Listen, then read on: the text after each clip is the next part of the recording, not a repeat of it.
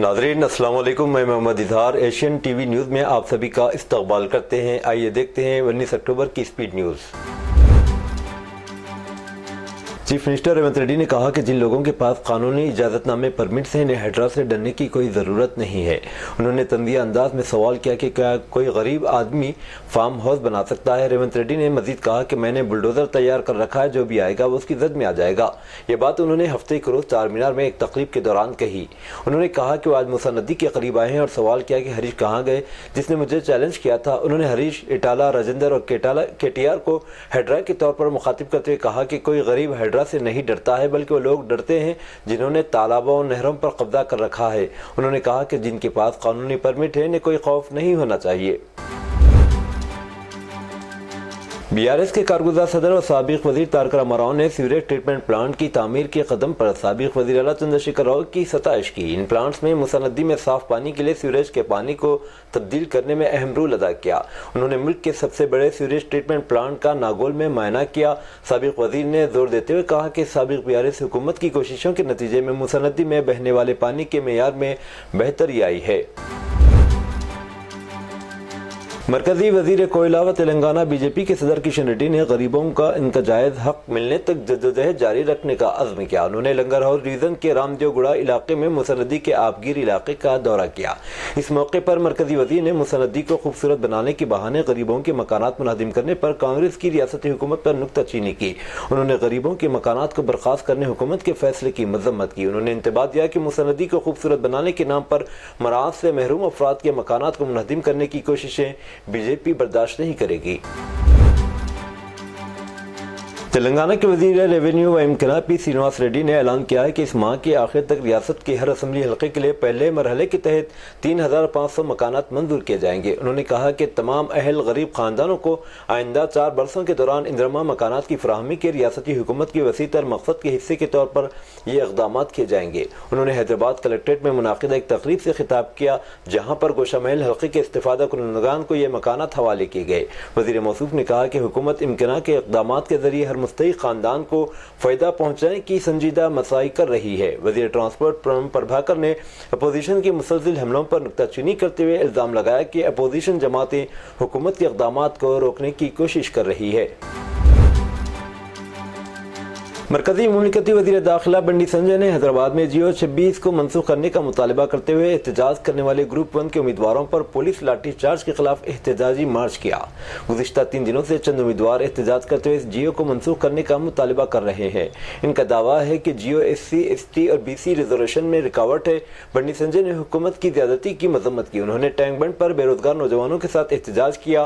Group 1 के हज़ारों बेरोजगार उम्मीदवारों के इस एहतजाज की मरकजी वज़ीर ने तायद की। ग्रुप 1 के बाद ख्वाहिशमंदों ने इम्तिहान पर नजरसानी का भी मुतालबा किया। बीआरएस पार्टी के लीडरों में शुमाल साबिक वजीर श्रीनिवास गौड़, परवीन कुमार और डी श्रवण ने भी ग्रुप 1 के ख्वाहिशमंदों से इंसाफ का मुतालबा करते हुए एहतजाजी रैली निकाली। पुलिस ने इनको तहवील में ले लिया। मरकजी वजीर बंडी संजय को बीजेपी के दफ्तर मुंतकिल कर दिया गया। तेलंगाना की हुक्मरान जमात कांग्रेस के एक रुकन असम्बली को एक खातून की जानिब से उरिया वीडियो कॉल मौसूल हुई। उसके बाद तेलंगाना पुलिस ने नामालूम अफराद के खिलाफ मुकदमा दर्ज कर लिया। रुकन असम्बली को, जो करीमनगर जिले के एक हल्के की नुमाइंदगी करते हैं, को 14 अक्टूबर को रात देर गए एक वीडियो कॉल मौसूल हुई। इसके बाद इसने कॉल मुनक़ती कर दी। उनको ब्लैकमेल करने की साजिश समझकर उन्होंने पुलिस से रब्ता किया। पुलिस ने मुकदमा दर्ज कर लिया। इस सिलसिले में तमाम जावियों से जाँच की जा रही है। सिकंदराबाद में मूर्ति की बेहुरमती पर कशीदगी बढ़ने के बाद कुमारवाड़ी की मुतियालम्मा मंदिर में एक एहतजाजी मुजाहरा किया गया, जहां VHP, बजरंग दल और भारतीय जनता पार्टी के अरकान ने पुलिस एहलकारों पर चप्पल और लाठी चार्ज किया। जवाब में पुलिस ने मुश्तइल अफराद को मुंतशिर करने के लिए लाठी चार्ज किया। 14 अक्टूबर को एक शख्स की तरफ से मंदिर में घुसकर देवी मुतियालम्मा की मूर्ति को नुकसान पहुंचाने के बाद इलाके में भारी सिक्योरिटी तैनात कर दी गई है। तब से दाएं बाजू के ग्रुपों ने इंसाफ के मुतालबे के लिए इलाके में एहतजाज और बंद की कॉल दी है। मंदिर में तोड़ फोड़ के खिलाफ हफ्ते को सिकंदराबाद में बंद मनाया गया। تلنگانہ کے ناگرجنا ساگر پروجیکٹ کے 8 دروازے کھلتے ہوئے پانی کو نچلے علاقوں میں چھوڑا گیا۔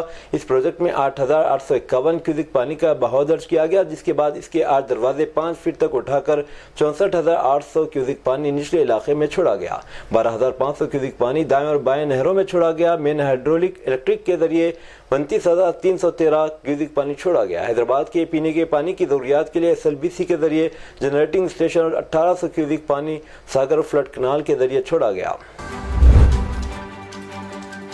حیدرآباد کے موسمیاتی مرکز نے خبردار کیا ہے کہ تلنگانہ میں آئندہ 4 دن تک بارش کا سلسلہ جاری رہے گا۔ اس حوالے سے متعلقہ اضلاع کے لیے یلو الرٹ جاری کیا گیا ہے۔ شمالی تمل ناڈو کے ساحل سے ملحقہ ہوا کی گردی سطح سمندر سے اوسطاً 5.8 کلومیٹر کی بلندی پر جاری ہے، جبکہ ایک اور ہوا کا نظام انڈمان سمندر کے علاقے میں بھی سطح سمندر سے اوسطاً 5.8 کلومیٹر کی بلندی پر موجود ہے۔ ماہرین کا کہنا ہے کہ پیر تک کم دباؤ کے بننے کا امکان ہے اور 23 تاریخ کو یہ شمال مغرب کی طرف بڑھتے ہوئے ایک فضائی گروپ کی شکل اختیار کر سکتا ہے۔ اتوار کو عادل آباد، آصف آباد، منچریال، نرمل، نظام آباد، جگتیال، راجنہ سلسلہ، کریم نگر، پدہ پلی، جے شنکر، بھوپال پلی، ورنگل، ہنمکنڈا، رنگاریڈی، حیدرآباد اور میڈچل ملکاجگیری اضلاع میں بارش کی توقع ہے۔ اس کے علاوہ پیر اور منگل کے روز بھی کئی اضلاع میں ہلکی سے درمیانی بارش کا امکان موجود ہے۔ اس حکم کے تحت متعلقہ اضلاع کو یلو الرٹ جاری کیا گیا ہے۔ سونے کی چمک حیدرآباد میں پہلے سے کہیں زیادہ روشن ہے، کیونکہ شہر میں سونے کی قیمتوں میں تاریخی اضافہ دیکھا جا رہا ہے، جو تہواروں کے سیزن اور عالمی غیر یقینی صورتحال دونوں کی وجہ سے ہے۔ ہفتے کے روز 24 کیرٹ سونے کی قیمت 79,420 روپے فی 10 گرام تک پہنچ گئی اور 22 کیرٹ سونے کی قیمت 72,800 روپے فی 10 گرام تک پہنچ گئی۔ تلنگانہ کے بھدادری کتاگڑم ضلع کے لندو قصبوں میں جمعہ 19 اکتوبر کی شام دیر گئے نامعلوم حملہ آوروں نے لاٹھیوں اور بیر کی بوتلوں سے ایک صحافی پر حملہ کیا۔ متاثرہ کی شناخت نیتا سدرشن کے طور پر کی گئی، جو مقامی زبان کے روزنامہ آداب حیدرآباد کا رپورٹر ہے۔ مبینہ طور پر اس پر بیر کی بوتلوں لاٹھیوں سے حملہ کیا گیا، جس کے دوران صحافی کو شدید چوٹیں آئی۔ اسے فوری طور پر کھمم کے ایک پرائیویٹ اسپتال لے جایا گیا، جہاں اس کی حالت تشویشناک بتائی جاتی ہے۔ رپورٹس کے مطابق حملے سے قبل صحافی نے پولیس میں شکایت درج کروائی تھی، جس میں کہا گیا تھا کہ اسے مقامی غنڈوں اور سیاستدانوں کی جانب سے جان سے مارنے کی دھمکیاں مل رہی ہیں۔ خیال کیا جاتا ہے کہ یہ حملہ گریجویٹ MLC انتخابات میں کانگریس امیدوار تینمار ملانہ کے لیے ان کی سرگرم مہم سے منسلک ہے۔ انڈین انسٹی ٹیوٹ of information technology IIIT Hyderabad میں ایک چونکا دینے والے واقعے نے کدمبا میس میں ایک طالب علم کے کھانے میں مردہ مینڈک کی موجودگی کے بعد کھانے کے معیار پر تشویش پیدا کر دی ہے۔ طالب علم رام منوہر نے social media platform X پر اپنی وحشت کا اظہار کرتے ہوئے اس نے کہا، حیران اور خوفزدہ واقعہ کدمبا میس حیدرآباد میں آج میرے دوست کے کھانے میں ایک مینڈک ملا۔ یہ مکمل طور پر ناقابل قبول اور صحت کے لیے سنگین خطرہ ہے۔ براہ کرم فوری کارروائی کریں۔ حیدرآباد بھر میں ریستوران اور ہاسپٹلوں پر کھانے کے تیز چھاپوں کے باوجود کھانے کی حفظان صحت اور حفاظت کے بارے میں لاپرواہی کے واقعات میں اضافہ ہی ہوتا جا رہا ہے۔ گانجے کا نشہ کرنے کے لیے رقم نہ دینے پر پوتے نے دادی کا قتل کر دیا۔ یہ واردات تلنگانہ کے میڈچل ملکاجگیری ضلع میں پیش آئی۔ تفصیلات کے مطابق ضلع کے رواکل گاؤں سے تعلق رکھنے والی خاتون، جس کی شناخت 66 سالہ بالامہ کے طور پر کی گئی، کے پوتے پرشانت نے وظیفے کی رقم گانجے کا نشہ کرنے کے لیے دینے کا مطالبہ کیا، تاہم اس سے انکار پر اس نے اپنی دادی سے جھگڑا کیا اور پھر مہلک ہتھیار سے حملہ کرتے ہوئے اس کا قتل کر دیا۔ خاتون کے ارکان خاندان کی شکایت پر پولیس نے اس سلسلے میں معاملہ درج کر لیا۔ شہر کے پاش علاقے بنجارہ ہلز میں ایک پب پر کل رات ٹاسک فورس نے اچانک چھاپا مارا، جس سے علاقے میں سنسنی پھیل گئی۔ یہ چھاپا موثوق ذرائع سے موصول ہونے والی اطلاعات کی بنیاد پر کیا گیا، جس میں انکشاف ہوا کہ پب میں قواعد کی سنگین خلاف ورزی کرتے ہوئے لڑکیوں سے غیر اخلاقی اور نامناسب ڈانس کروایا جا رہا تھا۔ یہ حرکات گاہکوں کو پب کی طرف راغب کرنے کے لیے کی جا رہی تھی اور اس میں پب انتظامیہ براہ راست ملوث پایا گیا۔ ٹاسک فورس کی کارروائی کے دوران 149 افراد کو حراست میں لیا گیا، جن میں 40 لڑکیاں، پب کے 7 منتظمین اور 100 سے زائد گاہک شامل ہیں۔ چھاپے کے دوران پولیس کو معلوم ہوا کہ پب انتظامیہ نہ صرف غیر قانونی سرگرمیوں میں ملوث تھا، بلکہ وہ لڑکیوں کو غیر اخلاقی کاموں پر مجبور کر کے گاہکوں سے باری بل وصول کرنے کا بھی منصوبہ بنا رہے تھے۔ شہر حیدرآباد کے نواحی علاقے میاں میں تینوے کی موجودگی کی اطلاعات پر مقامی افراد میں تشویش دیکھی گئی، تاہم بعد ازاں پتہ چلا کہ سوشل میڈیا پر اس علاقے میں تینوے کی موجودگی کی جو ویڈیوز پوسٹ کی گئی وہ دراصل تینوا نہیں بلکہ جنگلی بلی ہے۔ جمعہ کی رات میٹرو اسٹیشن میاں کے قریب جنگلی جانور نظر آیا، جس کی اطلاع محکمہ جنگلات کے عہدیداروں کو دی گئی تھی۔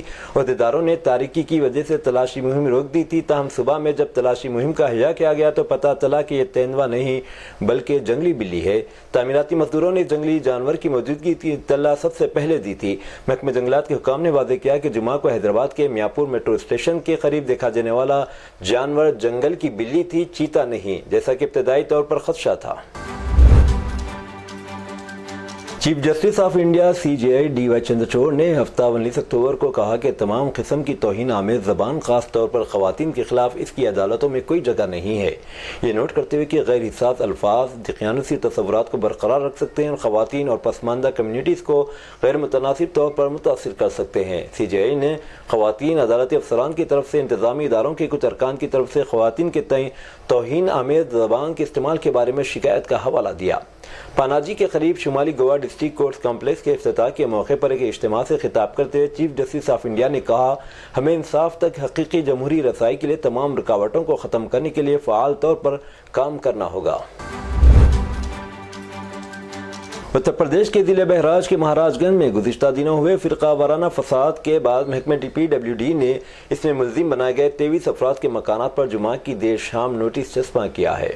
نوٹس میں سڑک پر تجاوزات کو 3 دنوں کے اندر خود توڑنے کا الٹیمیٹم دیا گیا۔ اس واقعے کے بعد سے مہاراج گنج بازار میں دہشت کا ماحول ہے۔ نوٹس کے بعد لوگ اپنا سامان ٹریکٹر، ٹرالی اور دیگر وسائل سے نکالنے میں لگے ہوئے، ایسے میں وہاں رہ رہے لوگ اپنا سامان بچانے کے لیے اسے محفوظ مقام کی جانب لے جا رہے ہیں۔ ہفتے کی صبح سے ہی بازار میں لوگوں کی ہلچل دیکھی جا رہی ہے۔ واقع ہردی تھانہ علاقے کے مہاراج گنج بازار میں پیش آیا تھا، جہاں مورتی وسرجن جلوس پر پتھراؤ کے دوران ہوائی فائرنگ میں منصور پور گاؤں کے رام گوپال مشرا کی موت ہو گئی تھی۔ واقعے کے بعد پولیس نے معاملے میں کئی افراد کو گرفتار کیا ہے۔ محکمہ PWD کے ذریعے جاری کی گئی نوٹس میں تشدد کے کلیدی ملزم عبدالحمید کا گھر بھی شامل ہے۔ لوگ بلڈوزر کی کارروائی کے شبے میں دہشت کا شکار ہیں اور اسے اقلیتوں کے خلاف ایک منظم سازش کے طور پر دیکھا جا رہا ہے۔ جموں کشمیر کے وزیر اعلیٰ عمر عبداللہ کا کہنا ہے کہ ان کی حکومت اسمبلی الیکشن کے دوران دیکھے گئے ووٹنگ ٹیسٹ پر نہیں چلے گی۔ انہوں نے ساتھ ہی کہا کہ جموں کشمیر کے دونوں خطوں کے لوگوں کے چہروں پر دوبارہ مسکراہٹ دیکھنا چاہتے ہیں۔ ان باتوں کا اظہار وزیر اعلیٰ نے جموں میں شہر کشمیر بھون میں پارٹی کارکنوں اور لیڈروں سے خطاب کے دوران کیا۔ انہوں نے پارٹی کارکنوں سے کہا کہ پریشان نہ ہوں، کیونکہ جموں کشمیر کے عوام سے چھینا گیا ہر ایک حق کو واپس لینے کے لیے تمام کوششیں کی جائے گی۔ انہوں نے کہا کہ جموں کشمیر مرکز کا زیر انتظام علاقہ ہے، لیکن پریشان نہ ہو، ہم وہ سب کچھ واپس لے لیں گے جو ہم سے چھین لیا گیا۔ وزیر اعلیٰ نے کہا کہ انتخابات جیتنا ایک آسان کام ہے، لیکن حقیقی کام اب شروع ہوتا ہے۔ ہمیں عوام کی مشکلات کم کرنے ہیں اور عوام اور حکومت کے درمیان فاصلے کو کم کرنا ہے۔ اتراکھنڈ کے ہریدوار کے بہادر آباد علاقے میں اتوار کو ایک افسوسناک واقعہ پیش آیا، جہاں راجپور گاؤں میں انتظامیہ نے ایک درگاہ پر بلڈوزر چلا دیا۔ حکام کا کہنا ہے کہ درگاہ محکمہ آبپاشی کی زمین پر غیر قانونی طور پر بنائی گئی تھی۔ SDM کی قیادت میں کی جانے والی اس کارروائی کے دوران درگاہ کو بلڈوزر کی مدد سے منہدم کر دیا گیا۔ اس کارروائی کے بعد ضلع انتظامیہ نے واضح کیا ہے کہ مستقبل میں سرکاری اراضی پر ہونے والی غیر قانونی تعمیرات کو ہرگز نہیں بخشا جائے گا۔ یہ اقدام تجاوزات کے خلاف جاری مہم کا حصہ ہے۔ ہریدوار ضلع انتظامیہ نے پہلے بھی گرام سبھا میں غیر قانونی تجاوزات کو JCB مشینوں کی مدد سے ہٹانے کی کارروائیاں کی ہیں اور یہ مہم آئندہ بھی جاری رہے گی۔ پولیس نے ہفتے کے روز مرکزی وزیر پرہلاد جوشی کے بھائی کو ایک سابق JDS MLA کی بیوی کی طرف سے درج کرائی گئی دھوکہ دہی کی شکایت کی بنیاد پر گرفتار کیا۔ گوپال جوشی اور وجے لکشمی جوشی نامی خاتون کے خلاف جمعرات کی رات بسویشور نگر پولیس نے مقدمہ درج کیا تھا۔ گوپال کے بیٹے اجے جوشی کو بھی FIR میں نامزد کیا گیا ہے۔ یہ شکایت ناگٹن کے سابق MLA پھول سنگھ چوہان کی اہلیہ سنیتا چوہان نے درج کرائی تھی، جو 2023 میں اسمبلی انتخابات میں ہار گئی تھی۔ اس نے الزام لگایا کہ گوپال جوشی نے مئی کے لوک سبھا الیکشن لڑنے کے لیے اس کے خاندان کو BJP کا ٹکٹ دلانے کے بہانے 2 کروڑ روپے کا دھوکہ دیا۔ شکایت کنندہ نے بھی الزام لگایا کہ وجے لکشمی کا تعارف پرہلاد جوشی کی بہن کے طور پر کیا گیا، تاہم پارلیمانی امور کوئلہ اور قانون کے مرکزی وزیر نے واضح کیا کہ ان کی کوئی بہن نہیں۔ انہوں نے کہا کہ ان کے صرف 3 بھائی ہیں، جن کی میں سے ایک کی موت 1984 میں مہاراشٹر کے احمد نگر میں ایک سڑک حادثے میں ہوئی تھی۔ کرکٹ کی دنیا کا وہ نام سرفراز خان جس نے کامیابی کے ساتھ ہندوستانی ٹیم میں جگہ بنانے کا طویل انتظار کیا تھا، آج ان کا خواب بنگلور کے چنا سوامی اسٹیڈیم میں پورا ہو گیا۔ چنا سوامی اسٹیڈیم میں کھیلے جا رہے پہلے ٹیسٹ کے چوتھے دن سرفراز خان نے کیریئر کی پہلی بین الاقوامی سنچری سکور کی۔ تیسرے دن اپنے سکور 70 رن سے آگے کھیلتے سرفراز نے اپنی سنچری مکمل کی۔ سرفراز خان نے 195 گیندوں پر رنز بنائے۔ سرفراز نے ایسے وقت میں شاندار کارکردگی کا مظاہرہ کیا جب ٹیم انڈیا اننگ ہار کے خطرے سے دوچار تھی، تب سرفراز خان نے اپنے کیریئر کی سب سے بڑی اننگ کھیل کر سب کا دل جیت لیا۔ اسرائیل کے وزیر اعظم بنجامن نیتن یاہو کے گھر پر ایک ڈرون حملہ ہوا جس میں کوئی زخمی نہیں ہوا۔ یہ حملہ سیزریا میں ان کی رہائش گاہ پر ہوا، لیکن اس وقت وزیر اعظم اور ان کی اہلیہ گھر میں موجود نہیں تھے۔ آج صبح لبنان کی سمت سے ڈرون آنے کے بعد اسرائیل میں سائرن بجنے لگے۔ اسی دوران شمالی غزہ کے جبالیہ کیمپ پر جمعرات کی رات اسرائیلی فضائی حملے میں 33 فلسطینی شہید ہوئے، جن میں سے 21 خواتین شامل تھیں۔ غزہ کی وزارت صحت کے مطابق اسرائیلی حملوں میں اب تک 42,500 سے زائد افراد شہید ہو چکے ہیں۔ شہید حماس لیڈر یحییٰ سنوار کی موت کے بعد پوسٹ مارٹم رپورٹ میں کئی اہم انکشافات ہوئے ہیں۔ رپورٹ کے مطابق ان کے سر پر گولی کا زخم تھا جس کی وجہ سے ان کی موت ہو سکتی ہے۔ پوسٹ مارٹم کرنے والے اسرائیلی ڈاکٹر چن کوگل نے بیان دیا۔ اس سلسلے میں نیو یارک ٹائمز نے بھی خبر شائع کی ہے۔ ڈاکٹر نے میڈیا کو بتایا کہ سنوار کے ہاتھ میں چوٹ آئی تھی۔ یہ چوٹ ٹینک یا میزائل سے آئے ہوئے شیل کی وجہ سے ہو سکتی ہے۔ خون کو روکنے کے لیے انہوں نے اپنے ہاتھ پر ایک تار لپیٹ رکھی تھی۔ انہوں نے کہا کہ سنوار کی موت گولی لگنے سے ہوئی، تاہم یہ معلوم نہیں ہو سکا انہیں کب اور کس نے گولی ماری۔ ایک ویڈیو میں شہید یحییٰ سنوار کے آخری لمحات دکھائے گئے، جس میں دوسری ویڈیو میں ان کی لاش کے قریب 2 اسرائیلی فوجی کھڑے دکھائی دیے۔ اسی ویڈیو میں ان کی لاش کے بائیں ہاتھ کی انگلی کو غائب دکھایا گیا، تاہم ایک اور ویڈیو کے حوالے سے CNN نے کہا کہ ان کے ہاتھ کی تمام 5 انگلیاں موجود تھیں۔ ایرانی رہبر اعلیٰ علی خامنائی نے باور کرایا کہ اسرائیلی فوجی کارروائی میں حماس کے سیاسی دفتر کے سربراہ یحییٰ سنوار کی شہادت کے باوجود تنظیم زندہ ہے اور زندہ رہے گی۔ ہفتے کے روز جاری ایک بیان میں خامنائی نے کہا کہ اس میں کوئی شک نہیں کہ سنوار کی شہادت مزاحمتی محاذ کے لیے تکلیف دہ ہے، مگر اہم شخصیات ایک ہونے سے یہ محاذ آگے بڑھنے سے نہیں رکے گا۔ ایران نے 1948 میں اسرائیلی ریاست کے قیام سے اب تک اسرائیل کو تسلیم نہیں کیا ہے اور 1979 کے اسلامی انقلاب کے بعد سے مسئلہ فلسطین کی حمایت کو اپنی خارجہ پالیسی کے اہم ستونوں میں رکھا ہے۔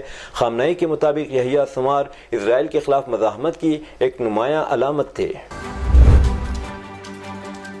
مملکت کے مختلف شہروں سے ایک آدھ دن کے لیے عمرہ و زیارت کے لیے آنے والے زائرین کے لیے اپنے چھوٹے سے بیگ وغیرہ کو حفاظت سے رکھنے کے لیے لاکرز بہت ضروری ہیں۔ یہ سہولت محدود حد تک دستیاب ہے بھی، لیکن لاکرز کی بڑھتی مانگ کے پیش نظر حرمین انتظامیہ نے نیا منصوبہ تیار کیا ہے۔ حرمین شریفین کی انتظامیہ کی جانب سے زائرین کی سامان کی حفاظت کے لیے لاکرز پروگرام کے لیے نئے منصوبے کی عملی شکل دینے کے لیے درخواستیں طلب کی گئیں۔ اطلاعات کے مطابق حرمین اتھارٹی نے لاکرز پروگرام میں دلچسپی رکھنے والوں سے کہا ہے کہ وہ اپنی درخواستیں 15 نومبر تک جمع کرا سکتے ہیں، جس کے بعد حتمی ناموں کا اعلان کیا جائے گا۔ اتھارٹی کا مزید کہنا تھا کہ لاکرز پروگرام کا مقصد مملکت کے ویژن 2030 کے اہداف کو مد نظر رکھتے ہوئے مثالی خدمات زائرین کو پیش کرنا ہے۔ لاکرز منصوبے سے حرمین شریفین میں آنے والے زائرین یہ سہولت ہوگی کہ اپنا سامان محفوظ طریقے سے رکھنے کے بعد مسجد الحرام یا مسجد نبوی میں جا سکتے ہیں۔ واضح ہے کہ اس سے قبل حرمین شریفین کے بیرونی صحنوں میں لاکرز سہولتیں فراہم کی جاتی رہیں، تاہم اس حوالے سے نیا منصوبہ اپنی نوعیت کا منفرد منصوبہ ہوگا۔ یہ تھی ناظرین آج کی سپیڈ نیوز۔ دیجیے اجازت محمد اظہار کو، ملتے ہیں اگلے سپیڈ نیوز میں، تب تک کے لیے ہمارے channel Asian T V news کو لائک، شیئر اور سبسکرائب کرنا نہ بھولے۔ اللہ حافظ۔